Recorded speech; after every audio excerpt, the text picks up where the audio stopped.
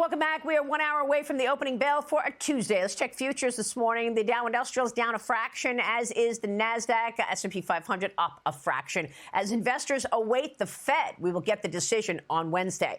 Nvidia, meanwhile, is up 0.75%. President Trump has greenlit the shipments of Nvidia's advanced H200 AI chips to China in exchange for a 25% cut of the sales for the U.S. government. The president said on Truth Social the chips will go only to approved customers, saying that even Xi Jinping is responding positively. This is a major win for Nvidia after China rejected a deal on H20 chips earlier this year. Joining me now is TJM Institutional Services Director James Iuorio. James, great to see you. Thank you so much for being here.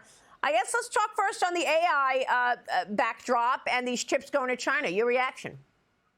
So it's a pretty big deal, but it's a big deal on two different fronts. One, it's definitely a boost for the AI trade and the chip makers. Remember, just a couple short weeks ago, Nvidia was down 18% off its highs, but a couple things then changed. One, a story came out about Google with a competing chip, and that kind of passed the torch within the AI trade. So instead of focusing on stretch valuations, we started focusing on change. Well, now this is another big deal, and it has broader implications for Nvidia, Broadcom, any of the chip makers in AI. But what's even more important is when we started the whole trade tension thing, I don't like to call it trade wars because that seems hyperbolic. The U.S. and China thing was the huge deal. Frederick Bastiat said either goods cross borders or soldiers do. So what that means is that any sort of trade agreements with China have massive broad implications for the entire economy. I think it's a big deal. There's a couple other things that I find interesting is that in China, the talk is that Xi Jinping has said that companies who are going to buy these chips have to make a case to the government that they can't be satisfied with domestic suppliers in China. So it's not all just blue skies. It's an interesting thing, though, and it's overwhelmingly positive. Yeah, it's a good point on the macro story in China, but I'm interested in the macro story here in the U.S., and I'll tell you, I am worried about jobs and whether or not AI is going to be replacing jobs. I asked Jamie Dimon this earlier this week, and here's what he said. Watch this. I don't think AI is going to dramatically reduce jobs like unbelievably next year. I think AI is real. The government figured out some way to put guardrails around AI, but it will eliminate jobs. That doesn't mean that people won't have other jobs. My advice to people would be, critical thinking, learn skills, learn your EQ, learn how to be good at a meeting, how to communicate, how to write. You'll have plenty of jobs. And if it does happen too fast for society, which is possible, we can't assimilate all those people that quickly. We should get ahead of it and maybe have some programs in place, that can handle this if it starts happening too fast. I also don't think you're going to see it all happen this year.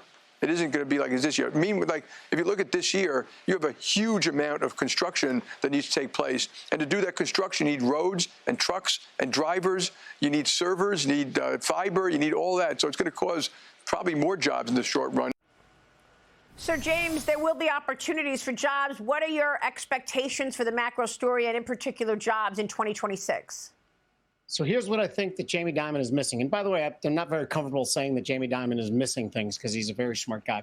I think in the short term, it is going to be very disruptive to the labor market. One, because it's actually replacing a lot of white collar. But two, the perception within companies that it can. So I think companies are not adding headcount right now because they believe they can become more productive with AI. That may or may not be true. AI might not be as mature as they think it is going forward. But right now, I think that's affecting the job market as well. So technology that's as disruptive as this, and I'm not usually ever scared of technology and what it's going to do to eliminate jobs, but I am right now. Just juxtapose the story of Ford trying to hire 5,000 mechanics at $120,000 a year with us talking about all the jobs being lost in services and white-collar jobs. That's fascinating. It kind of underscores the whole thing here. There's going to be tons of jobs that eventually are created by AI, but figuring out how to rework our labor force to fit those jobs may take 6 months, may take a year. So I do think the Fed is faced with a really untenable situation where they have to face the fact that job creation is not going very well right now, despite the fact that the rest of the economy is doing okay. Yeah, great points all around. And what are you expecting from the Fed? And I guess my question here would be, why are interest rates going up on the short end while we are expecting the Fed to be cutting interest rates and announcing that cut tomorrow? The Fed, of course, kicking off its two-day meeting this morning.